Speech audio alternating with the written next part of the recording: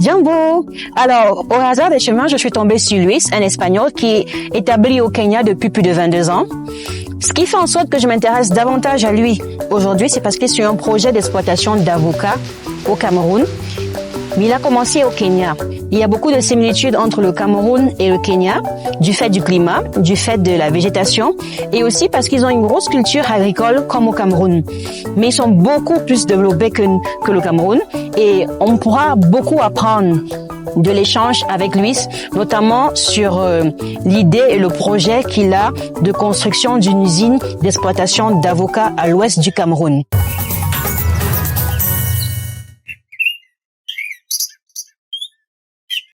Hello, Luis. How are you? Very good, thank you.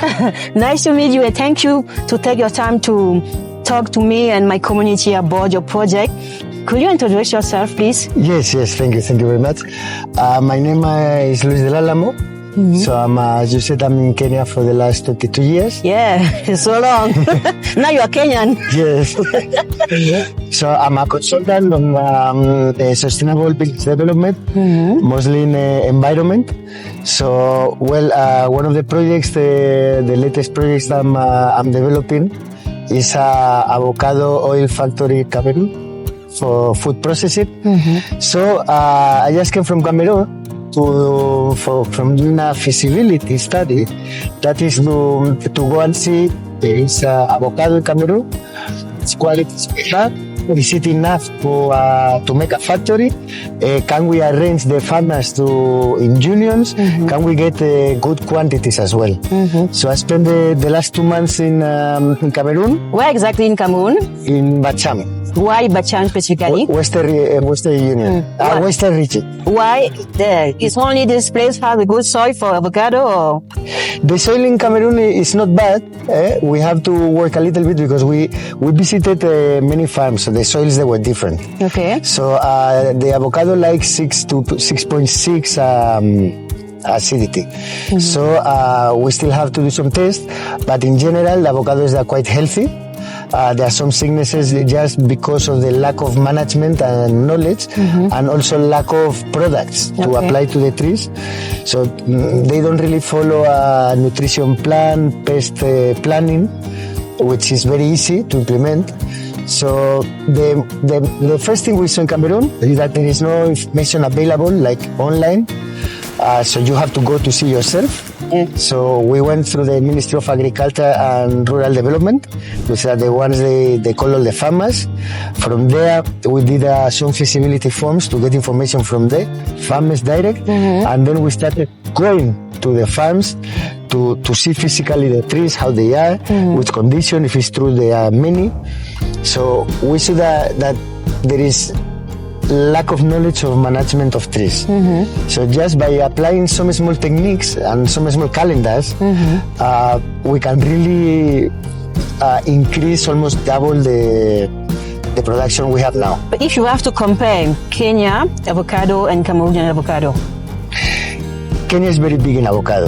Yeah. In Kenya, the education system is very advanced also. Internet, so people they are aware which qualities of avocado we want to produce oil. We have avocados that they have 5% oil. We have avocados that have 20% oil. So we want the avocados from 15% oil up, and also the antioxidants is very important. The quality of the antioxidants to see the quality of the oil. So what we saw in Kenya, most of the people they went for Hass and Forte avocado, planting for many years. The good quality, and then there is a lot of training from the government, a lot of information moving, a lot of products that we can put in Kenya in the trees. So the production of Kenya is huge. Mexico and Kenya, we are the biggest product in the world. Producers in the world. Wow. Kenya is coming very big in avocado. In 3 months, Kenya made $68 million only exporting avocado. Wow. Is the first in Africa? Yes. And where is the second? The second, Tanzania, Uganda. Okay. Neighboring countries, which the climate is very similar. Okay. This is the same level as Cameroon. Okay. Cameroon is in the other side. On the side, in yes. the west, but it's the same tropical level. Mexico the same. So we are in the right area. Working about the soil is not a problem, because now once we start working with the farmers, we will train them how to improve the soil, soil recovery. We do some techniques for permaculture, it's organic agriculture, and we'll show them how to make their own compost. Usually in Cameroon, they have pigs, they have chicken a lot. So right now, whoever can get chicken manure or pig manure, they just throw in the tree. It's not the best method.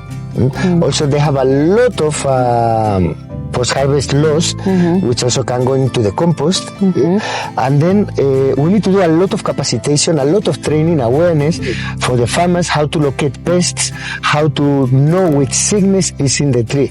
Because the main question I used to find in my WhatsApp, they send me a photo for a leaf or a flower is falling. Now they tell me, give me the remedy right now for this. I say, no, the remedy is a calendar you're supposed to have started before. A tree is like a pregnant woman. The same is producing the fruit. It needs to gain more energy. So how you give energy? You need to add nutrients. You need to add calcium, magnesium, more nitrogen, potassium, phosphorus. You need to keep on adding. The tree is sucking from the floor. So we are humans. We made the trees to produce more and more and more. It's high production. So they use a lot of energy. There's a big difference right now in Kenya and Cameroon. Kenya is very developed, the industry for avocado. Cameroon, the government supposed to have built a factory, but it never happened. So there was a lot of training and a lot of motivation for the farmers. Now it's not there. So now the farmers, they have lost a lot of interest. These farmers, are they young or old? You have everything. You have everything, but what I notice is a lot of young people that coming back to the village to take care of those farms for the parents. So now they're very much ready to apply new technologies, organic, pheromones, stickers, acidity correctors, copper, compost. So that they understand what is the movement. Now, what is the challenge in Cameroon? There is no communication, there is no internet, there is no unions, there is no organization for the government. No road. There is no roads. So there are some basic challenges that we have there. We have seen that the avocados, they are more than the numbers they put. Because up to the data is available up to 2023, we are seeing 74,000 tons a year for avocado in Cameroon. The Ministry of Agriculture in 2024, the data was 2023. In 2024, they say they got 1,500 tons. Wow. Which is double. So I don't believe is that we produce more. Is that the data collection went better. And also, you have to understand, the avocado trees, they start producing more after 4 or 5 years. Now is the peak. So there's a lot of pepinias, a lot of shambas that they are small, like coming big. But mostly I think the record keeping has improved a lot. And this is what I saw from the beginning in Cameroon. Avocados are everywhere. There is no records. And also because of the too much avocado in the high season, they just don't collect. It's not profitable for them because there is no industry. So that is what we are proposing. Value addition.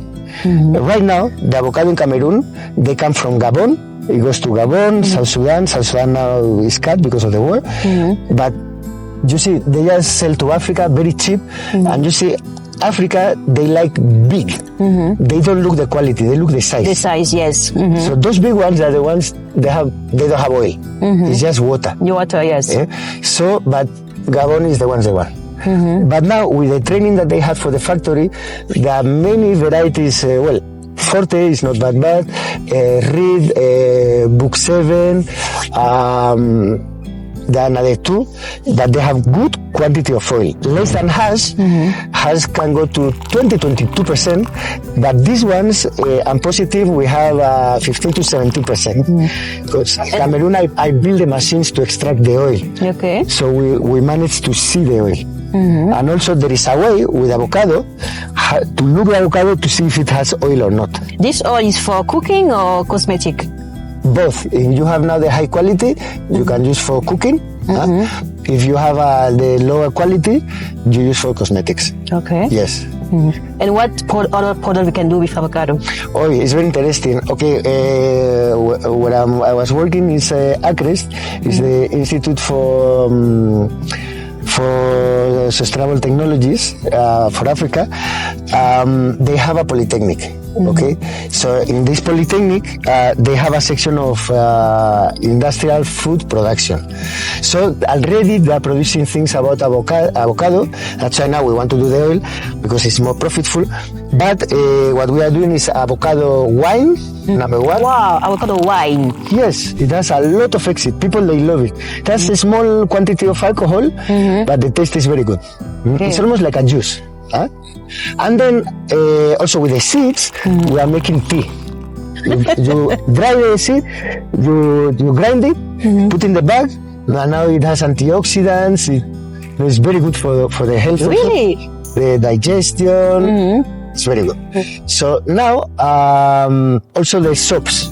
You can have when we are producing the avocado with the waste, now we can mix with the soap, and it can very smooth soap directly. So everything in the avocado from the fruit to the seed Can use it. And then the waste we make compost. Compost, okay. So everything goes circular. Yep. Nothing is lost. No, everything is approved. Okay.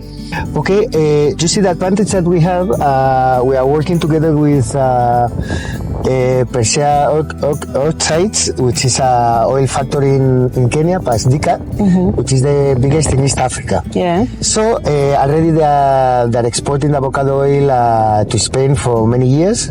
Also, they have opened in Tanzania another factory.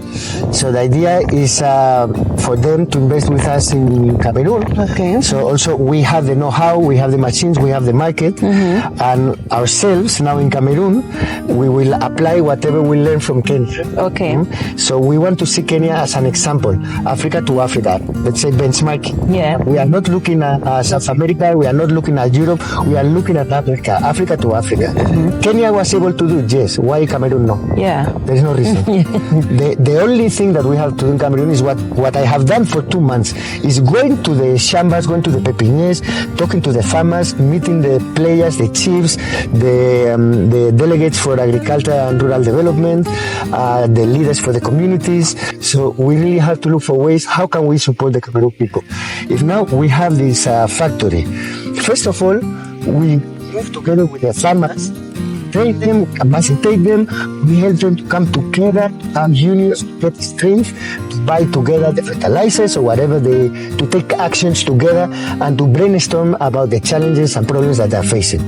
You know, it's very important. If one farmer is in one section, one region, and he's seeing the pest coming, communication, say, guys, this animal is coming, we need to cut it now, I need help. Now, before going to all the farms, it can be cut. So we can give a lot of employment capacitation to the local people, number one, a lot of employment for the factory, number two, and then reinvest some of the money in the community to give opportunities for students and Cameroon to come up. If we want to change a country, the way Kenya changed is because of Kibaki. Kibaki put the free education. Kibaki did a big effort for every Kenyan to go to school. Now, it has passed, almost 20 years. So those kids are big. Yeah. You see Kenya now. Yeah. You see, those kids now, they are the kids complaining in the street, the kids that are very professional, this cameraman, you see. We really have very good professionals in Kenya because of education. Yeah. Okay? So myself and my boss, Mr. Vincent Kitio, we really want to give opportunities to local people to develop. We can doing a business in Cameroon value addition. So using the same products that we are producing in Cameroon, instead even to export very cheaply. Yeah. The raw material in Cameroon is half the price as in Kenya, the avocado. Okay, we have to work more in the best quality for avocado. That's okay. We have to increase the quantity. We are on this. We have to really work on data collection and record keeping, so we can plan for the future. But for now, what we saw is that we can start with a 50-ton per day factory, and the time we are training the farmers, they are planting what we want, we are selecting the best quality avocado trees. Now we can be growing the factory. But first of all, the idea is to go with a Kenyan partner to Cameroon. So now he will see in the high season. It's flooded of avocado, you know what I mean? It's flooded. In fact, the avocado season in Cameroon is much longer than in Kenya, because we have those long rain seasons. Yeah. So I had avocados from November, and they go to July. July, wow. So July, August, September, October. Only 3 months you don't have avocado. Only 3-4 months you have avocado. You have avocado. It doesn't happen anywhere. Okay. And you said that normally in 3 months, 1 year maximum, you can just see the change if you just start from scratch.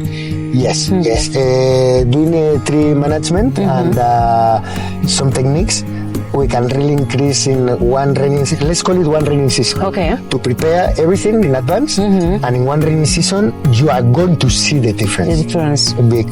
Yeah. Okay.